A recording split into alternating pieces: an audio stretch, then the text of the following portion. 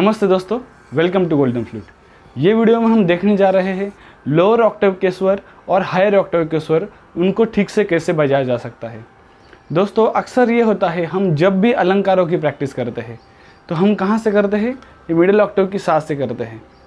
और हमारा हर बार सा टू सा ही हमारा हर बार बजा बजा के मिडिल ऑक्टेव जो होता है वो हमारा बहुत अच्छे से बजने लगता है, क्योंकि हम सारे ग म प ध नि सा सा नि ध प म ग रे सा या अलग अलंकार करो सारे ग रे ग म प, वो अलंकार भी हमारा पूरा मिडिल ऑक्टेव में ही चलता है। हम उसके ऊपर भी नहीं बजाते और नीचे भी नहीं जाते।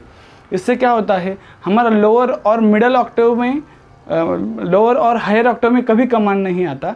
उस कंपैरिजन में मिडिल ऑक्टेव का हमारा बहुत अच्छे सा प्रैक्टिस हो जाता है। मगर प्रॉब्लम यहाँ पे नहीं होता दोस्तों, जब हम हायर ऑक्टेव में जब हमें कुछ टोन बजाना है, कुछ राग बजाना है, राग में कुछ फ्रेजेस बजाने हैं, इसके अलावा आपको अगर राग के अलावा गाना है, गाने में कुछ ऐसे टोन है जहाँ पे हायर ऑक्टेव के स्वर आएंगे, तो वो फ्रेजेस आप कैसे बजा पाओगे। फॉर एग्जाम्पल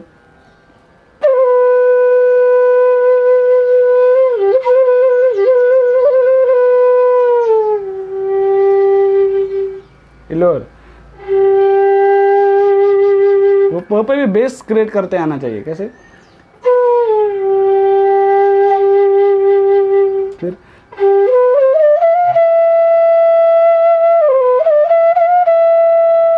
अब जब मैं हायर ऑक्टेव में जाऊंगा तो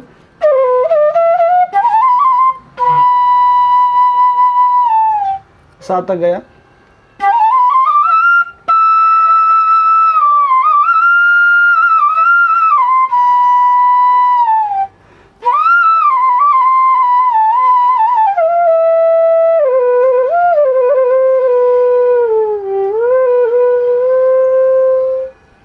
तो दोस्तों देखा आपने यहाँ पे मैं मिडल ऑक्टेव से लोअर से मिडल से हायर तक गया। मगर अगर आप मिडल से हायर तक साउंड वहाँ तक भी जाओगे ना, तो आपको साउंड इरिटेटेड नहीं लगना चाहिए। पहली चीज़ तो ये, जब हायर के साउंड में जाओगे तो मोस्टली प्रॉब्लम ये होता है कि जब हम प ध नि सा से आगे के वाले स्वर बजाते हैं, इसमें इरिटेटेड थोड़ा साउंड आता है। फॉर एग्जांपल कि अगर आप सा बजाने की या हायर ऑक्टेव का सा या रे या ग या म प कुछ बजाने की कोशिश करोगे तो डेफिनेटली इसमें आवाज़ जो है ज़रा ज़्यादा नॉइज़ आएगा। इसमें जितना भी स्वर का आवाज़ आएगा उसका ही उतना ही आपका कुछ अलग सा आवाज़ आएगा। वो ऐसा आ सकता है। ये क्यों होता है, इसके पीछे का रीज़न आप समझ लो तो आपको प्रैक्टिस करने में ज़्यादा आसानी होगी। मेरा मकसद दोस्तों ये है कि आपको खुद को सेल्फ डेवलप करना। अगर मैं आपको सिर्फ नोटेशन देख के आपको समझाता जाऊंगा तो आप सिर्फ वो देख के बिल्ड होने से कुछ मतलब नहीं है। सिर्फ नोटेशन देख के बजा पाओगे, वो पोपट पंचे जैसा होगा।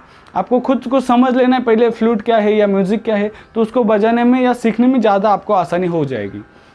यहाँ पे अभी हम देख रहे हैं लोअर ऑक्टेव हायर ऑक्टेव की सारे ग म कैसे बजाते हैं।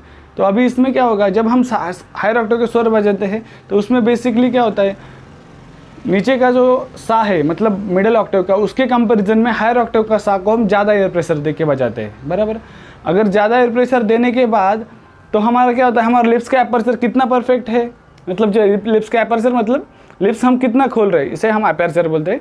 तो लिप्स का एपर्चर कितना आपका सही है, कितना आपने खोला है, उसको कितना रिक्वायरमेंट एयर है उतना हम दे रहे हैं कि नहीं।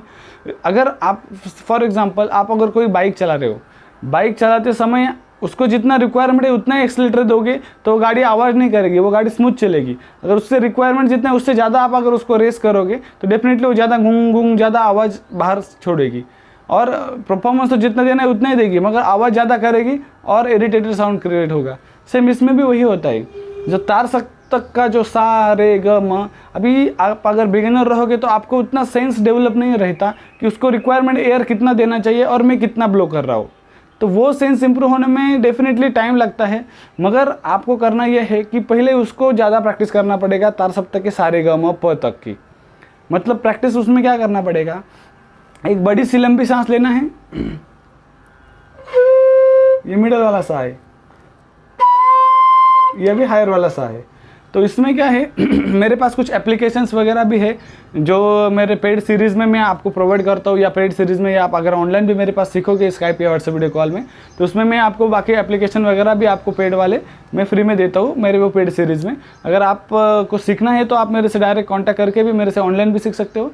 तो अभी फ़िलहाल आते हैं हायर ऑक्टेव के सांप को कैसे बजाना है। तो हम क्या करेंगे, मिडिल ऑक्टेव, अभी सा हायर ऑक्टेव के बाद जाएंगे। पहले आप अगर बिगिनर होगे तो पहले आपको कंफ्यूजन ये भी हो सकता है आप जो बजा रहे हो वो मिडल है या हायर है। तो अगर आपने सा बजाया, नॉर्मल ब्लो करना जिसमें कोई प्रेशर नहीं देना। नॉर्मल ब्लो करने के बाद अगर आपको लग रहा है ये सा बज रहा है नॉर्मल में, और इसमें अगर आपको और ज़्यादा एयर डालने के बाद अगर ये ऊपर जा रहा है तो समझ लेना वो नॉर्मल वाला सा था। बिगिनर लोगों को बहुत तकलीफ आती है कि मिडल और हायर ऑक्टेव भी नहीं समझ पाते। कभी कभी सारेगामा पधनिसा का सा हायर ऑक्टेव से ही शुरू कर देते, तो सारेगामा के आगे तो नहीं बजा पाएंगे। तो इसके लिए अगर आपको चेक करना है तो ऐसे भी चेक कर सकते हो। जब आप ज़्यादा एयर ब्लो करोगे नॉर्मली तो मिडल वाला सा बजेगा, इसमें एयर प्रेशर ज़्यादा बढ़ाओगे तो हायर में जाएगा। तो ये कैसे होगा, ये गया सा ऊपर वाला। अब इसमें मैंने क्या किया, जब मेरा मिडल वाला सा था तो उसका मेरा लिप्स का जो एपर्चर है ना, ये ऐसा ये इतना था समझो इसे। तो जब मैंने उसको ऊपर वाला मुझे ब्लो करना था तो मेरा अपर्चर मैंने और कम कर दिया, जिससे अपर्चर कम हो गया। मतलब मेरा पहले एयर का फ्लो में ऐसा डाल रहा था समझ लो, और जब मुझे हायर ऑक्टेव का बजाना है तो मैंने ऐसा डाला और उसको प्रेशर भी बढ़ाया।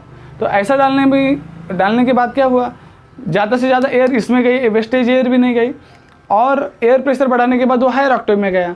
ये तो एक मेथड हुआ फर्स्ट वाला। इसमें और एक चीज़ होती है, हायर ऑक्टेव के स्वर बजाते समय हम जब फ्लूट ऐसे पकड़ते हैं, जब बेस ऐसा, फ्लूट का एक ट्रिक है, अगर आप लोअर ऑक्टेव के स्वर बजाते तो फ्लूट को थोड़ा सा ऐसे रखो, टिल्ट मतलब बाहर की तरफ टिल्ट करना है। टिल्ट मतलब कितना करना है, बहुत ज़्यादा नहीं करना है जिसमें आवाज़ ही निकलेगा नहीं, आवाज़ निकलना चाहिए मगर थोड़ा सा फ्लूट ऐसे आप दिखा सकते हो। ये ऐसा अगर आप फ्लूट ने पकड़ा है आपने तो कैसा होगा, ये ऐसा है।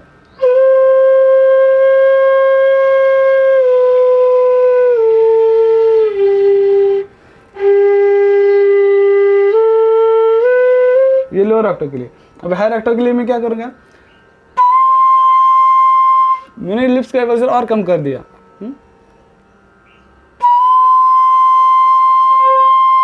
और ये फ्लूट को मैंने अभी पहले ज़्यादा बाहर था ना, अभी मैंने अंदर ले लिया है। देखो पहले ऐसा था जब सा बजा रहा था, बेस बजा रहा था और मैंने बाहर कर दिया। अब जब ऊपर जा रहा हो तो देखा आपने, मैंने फ्लूट को थोड़ा और मेरी तरफ टिल्ट कर दिया जब मुझे हायर ऑक्टेव के स्वर बजाना था। तो मैं यहाँ पे क्या करूँगा,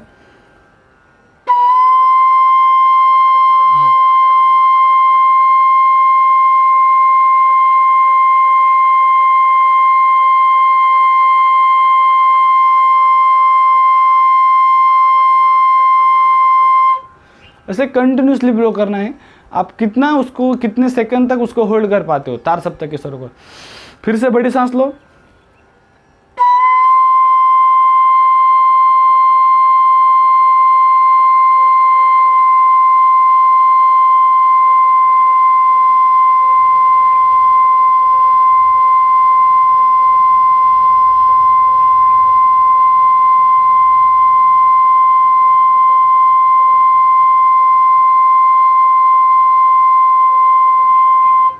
इस तरह से। अगर आप इस तरह से एक सा को, हायर ऑक्टेव के एक सा को इस तरह से होल्ड करोगे ज़्यादा से ज़्यादा देर, तो आपका हायर ऑक्टेव के स्वरों के ऊपर कमांड आता जाएगा। ये ऐसा नहीं आज आपने कर लिया और 4 दिन में एकदम कंफर्टेबली आप बजा लोगे, उसको टाइम लगता है। एक फ्लूट सीखना या संगीत कोई भी इंस्ट्रूमेंट सीखना ये एक साधना है। जैसे हम बोलते हैं कि तपश्चर्या, पूरे के ज़माने में लोग जो साधु संत महात्मा थे वो सालों सालों तक तपश्चर्या करते थे, तब उनको भगवान मिलने आते थे। तो हमारी भी ये तपश्चर्या है, हम जब बहुत सारी इसकी साधना करेंगे तब ये हमें मिलने आएगी, तब हमारे कमांड में आएगी। अभी फ़िलहाल जब बिगिनर लेवल में ज़्यादा करके यही होता है, हम फ्लूट को नहीं बजाते, फ्लूट हमें बजाती है। हम उसको बोलते हैं वो नहीं बजेगी, वो जैसे चाहिए वैसे बजेगी। जब आप उसके साथ ज़्यादा फैमिलियर हो जाओगे, उसको ज़्यादा टाइम दोगे, ज़्यादा प्रैक्टिस करोगे, तो डेफिनेटली आपको जैसे बजाना है वैसे वो आपका सुनेगी। तो उसके लिए आपको पहले उससे उतना टाइम देना चाहिए, उतना उसके साथ रियाज प्रैक्टिस करना चाहिए। और वो भी मैं हर बार कहता हूँ कि perfect practice makes man more perfect. Practice से आदमी तो अच्छा होता है, मगर परफेक्ट प्रैक्टिस वो ज़्यादा इंपॉर्टेंट होता है कि क्या कर रहे हो। दूसरी चीज़ इसमें, जितना रियाज करोगे उतना राज करोगे, जितना रियाज बढ़ेगा आपका उतना आपका उस पर कमांड आता जाएगा। तो ये हायर ऑक्टेव का सा हमने अभी बजाया, सेम आपको बजाना है रे को। तो कैसे होगा,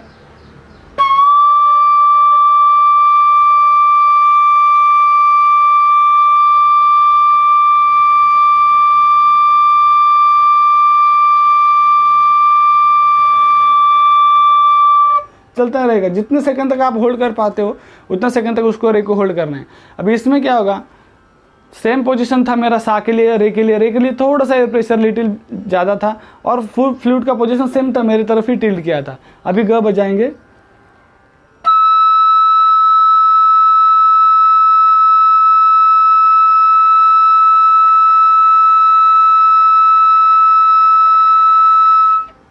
ग बजाने के बाद म।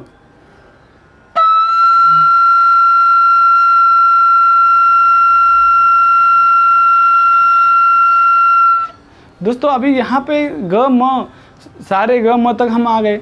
म ऐसा स्वर है जो यहाँ पे आपको तकलीफ होने के ज़्यादा चांसेस है, क्योंकि वहाँ पे हम आधा से कम ओपन करते हैं और वो शुद्ध म बजाने के चक्कर में नॉइज ज़्यादा आता है शुद्ध म में। तो शुद्ध म की स्पेशली आपको थोड़ा ज़्यादा प्रैक्टिस करना पड़ेगा। शुद्ध म, तार सप्तक का और तीव्र म, ये दोनों की, तीव्र प, इन दोनों की। अभी इसमें क्या होता है, शुद्ध म जब हम बजाने जाते हैं तो हमें लगता है साउंड ज़रा कम आ रहा है या नॉइज आ रहा है, इसलिए हम थोड़ा ज़्यादा खोल देते हैं। तो बहुत बार ये भी होता है कि शुद्ध म बजाते समय हम ज़्यादा म भी खोल देते हैं, वो तीव्र म की तरफ चला जाता है, तो ये भी नहीं होना चाहिए। उसके बाद आता है प। तो प बजाने के लिए आपको इस तरह से होल्ड करना है। फिर वो कैसे होगा, ये सब होल क्लोज रहेंगे, ये ही ओपन रहेगा। फिर ये मिडल ऑक्टेव वाला, अभी हायर वाला 3 प है, प प प प, एक ही ऐसा स्वर है जो तीनों ऑक्टेव में बजता है। देखो, तो हायर ऑक्टेव के प को बजाने के लिए आपको ये ओपन ही रखना पड़ेगा। ये मेथड आपको अप्लाई करना पड़ेगा, ये वाला ओपन रखना है। ओके, तो ये ऐसा क्लीन साउंड आना चाहिए। इसके लिए आपका परफेक्ट एपर्चर में, जैसे जैसे बोला, एपर्चर परफेक्ट होना चाहिए। एयर का प्रेशर का फ्लो, एयर जो डाल रहे हैं उसका फ्लो कंटिन्यूटी में सेम होना चाहिए। ये बहुत ज़्यादा मायने रखता है, तब वो प क्लीन लगता है और प्लेन लगेगा। नहीं तो प बहुत वेरी होगा या नीचे आएगा, प होगा तो वो अच्छा लगेगा ही नहीं। इसलिए स्वर को स्टेबिलिटी बहुत इंपॉर्टेंट होती है हम बजाने में, क्योंकि सब हमारा खेल एयर पे रहता है। इसलिए मैं ज़्यादा हमेशा बोलता हूँ कि आपको पहले आपके ब्लोइंग पे काम करना है। आपका ब्लो का टोन बहुत अच्छा होना चाहिए, तब जाके बाकी सब अच्छा हो सकता है। तो ये सब चीज़ें आप मेरे पास स्काइप या व्हाट्सएप वीडियो कॉल पे भी आप सीख सकते हो। मैं वीकली एक सेशन लेता हूँ जिसमें मैं सिखाता हूँ किस तरह से प्रैक्टिस करना है। 8 दिन वही प्रैक्टिस आपको करना होता है। मैं लेसन्स देता हूँ, टारगेट देता हूँ, कुछ एप्लीकेशन बताता हूँ जिसकी मदद से आपको प्रैक्टिस करना होता है। तो बहुत ही अच्छा जरिया है वो ऑनलाइन सीखने का भी। अगर आप इंडिया में हो या आउट ऑफ इंडिया तो भी सीख सकते हो। तो आपको अगर सीखना हो तो आप मुझे व्हाट्सएप पे मैसेज कर सकते हो, या मेरा मेल आईडी भी मैं डिस्क्रिप्शन में डाल दूंगा, तो वहाँ पे भी आप मुझे कॉल करके मेरे से डिटेल में बात कर सकते हो। तो दोस्तों ये हायर ऑक्टेव को कैसे बजाना है यहाँ पे हमने देखा। अभी देखते हैं लोअर ऑक्टेव को कैसे बजाते हैं। तो अभी लोअर ऑक्टेव के लिए ये मिडल सा, नॉर्मल ब्लो करने के बाद जो सा आएगा वो मिडल। फिर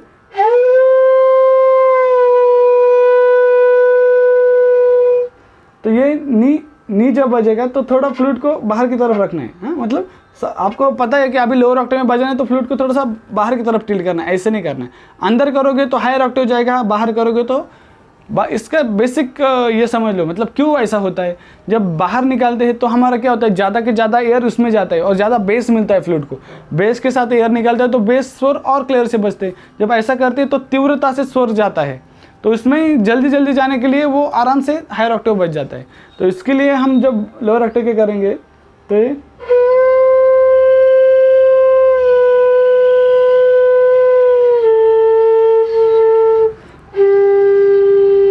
बहुत लोगों का ये होता है प बजाते समय ध तक आ जाता है, तो ध के बाद प नहीं मिलता। प क्यों नहीं मिलता, अभी आपके लिप्स को या आपके माइंड को या आपकी बॉडी को अभी इतना अंदाज़ा नहीं है लोअर ऑक्टेव के प के लिए कैसा ब्लो चाहिए, मतलब एयर कैसा डालना है उसमें लोअर ऑक्टेव के प के लिए। और इसमें क्या होता है, जब हम लोअर ऑक्टेव का प बजाते हैं उसमें कम एयर की ज़रूरत होती है। अगर उसमें थोड़ी सी भी ज़्यादा एयर हो जाएगी तो वो चढ़ जाएगा मिडल ऑक्टेव के ऊपर के। तो इसके लिए एयर का प्रेशर आपको बहुत मेंटेन करके ब्लो करना है, तभी जाके लोअर का प बजेगा, नहीं तो वो जाने वाला है हायर ऑक्टेव में ही या मिडल ऑक्टेव में ही। तो इसलिए अगर आपको समझो सडनली प बजने तो ये ऐसा बज रहा है,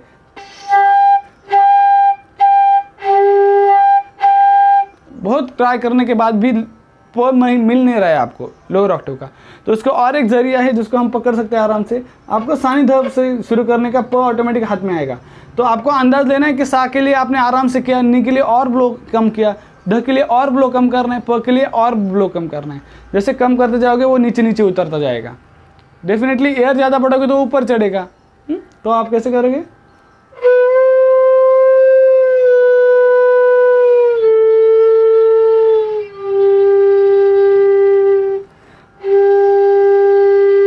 वो मैं एकदम आराम से बेस देके।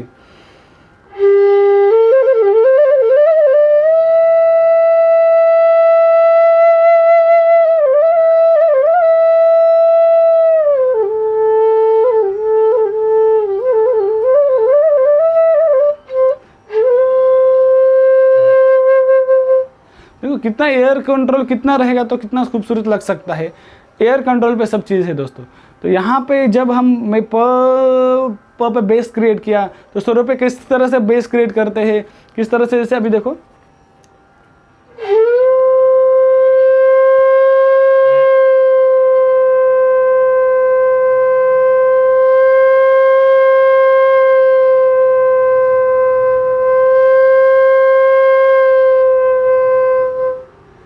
तो मैं क्या कर रहा हूँ, एक ही ब्लो में स्वरों की डेसिबल कम कर रहा हूँ फिर ज़्यादा कर रहा हूँ। जब हम ये राग बजाते हैं तब ये पैटर्न्स भी बहुत काम के आते हैं। इसको किस तरह से प्रैक्टिस करना है ये आप मेरे पास वीडियो कॉल में भी सीख सकते हो।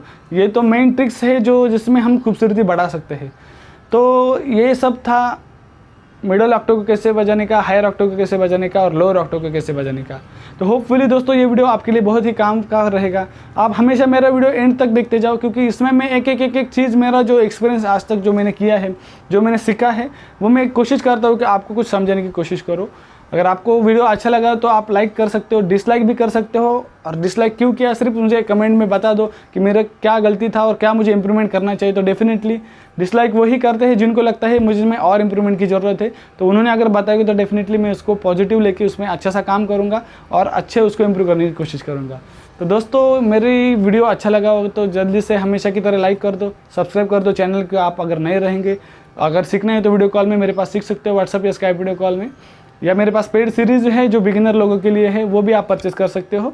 तो आपको और कुछ डिटेल चाहिए तो आप मेरा यही व्हाट्सअप नंबर है, आपको स्क्रीन पे दिख रहा है, वहाँ से आप मुझे डायरेक्ट व्हाट्सएप पे मैसेज करके बात भी कर सकते हो। मिलते हैं अगले वीडियो में, अब तक के लिए बस इतना ही। जय हिंद, वंदे मातरम, जय श्री कृष्ण, नमस्ते।